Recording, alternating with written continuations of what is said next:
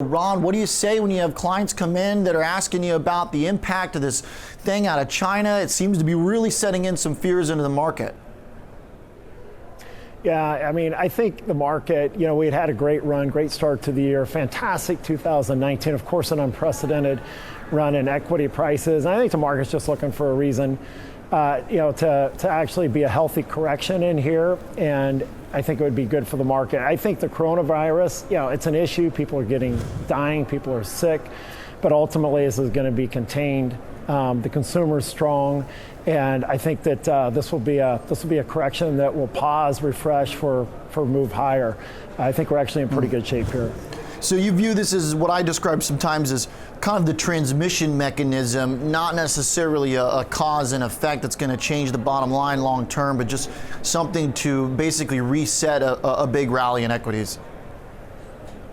I think that's right. I mean, we look at interest rates we know the Fed isn't going to raise rates, or probably, if anything, would cut rates. I don't think either one of those is going to happen. We have very low interest rates. We have a strong consumer.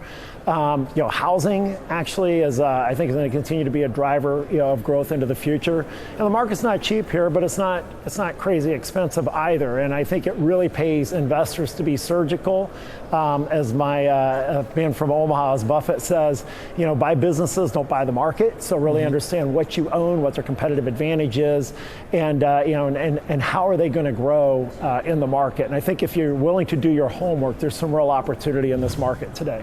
I want to come back to the housing situation because it's really been the backbone of this economic kind of bounce back, if you want to call it that, after another little slowdown in the manufacturing situation around the world. It seems like consumers and Americans are not just spending on smaller goods and clothes and Lulu pants, they're buying homes. So Ron, when you look at your client base as an RIA, I mean, how does it fit into their overall strategy? Are these people who are overextending themselves to buy homes, or is it within their ability to do so?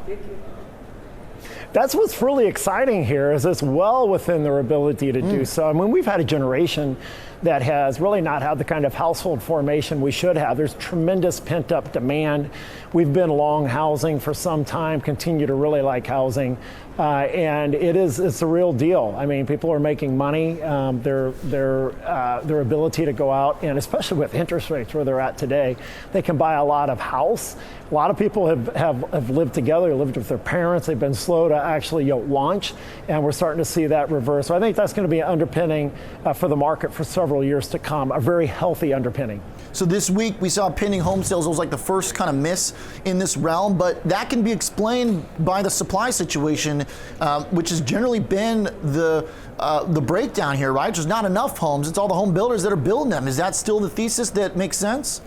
That you hit it right on, man. There just isn't very much inventory out there. I mean, anecdotally, I even share a quick story with my daughter and my son-in-law that were buying a new house, and they said, "Dad, we've looked all over. There's just nothing for sale." And I go, "Come on, there's got to be. I know it's tight, but there's got to be something." So, I get in a car and we go drive around for a few hours, and I realize there was absolutely nothing out there. I mean, there's just no inventory. No one's been incented, to build, the lower end of the market. And so, like I said, I think this is an exciting time, especially to position yourself in front of this, what we think is going to be a very powerful trend in housing. I said for probably the next decade.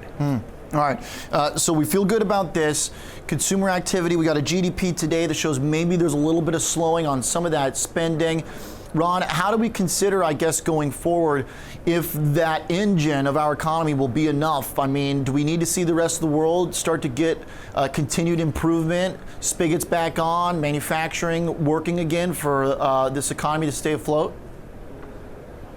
Yeah, I think we do. I mean, the U.S. is less dependent, on the rest of the world, than we used to be. But yeah, it'd be better if everybody could be chugging along here.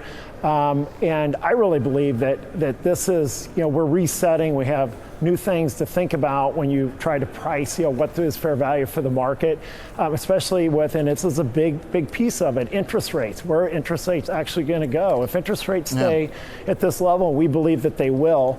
We think the equity market in general, but get your risk budget right. For the consumer out there that's allowing risk to creep into their portfolio, a lot of people haven't made any readjustments. They haven't haven't rebalanced. They're taking on a lot more risk than they realize. And of course, the biggest risk always has been, always will be with the markets doing the wrong thing at the wrong time. Yeah.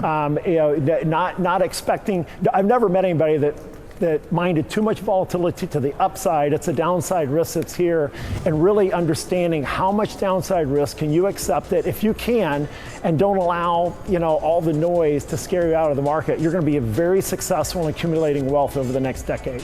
Ron, the low rate discussion, when you say low rates here, I mean, it's changing pretty quickly. We're at like 1.9, it seems, just a minute ago. And after the coronavirus situation escalated, we're now dealing with a 10-year that's basically inverted again on the yield curve. It's below 1.6%. Should investors assume that the Fed is going to be moving to bail out the bond market again, or bonds ahead of themselves? It's seeming like a pretty interesting setup here, where Powell says he's not going to hike, but he hasn't said a word about a cut, and the market says an 86% chance today.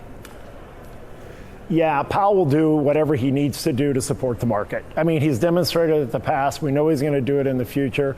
And that's why I think any kind of pullback is going to be contained to correction territory. Probably this year, I think there's very, very low probability we actually have a bear market, because we know Powell is, the Powell put is alive and well in the market.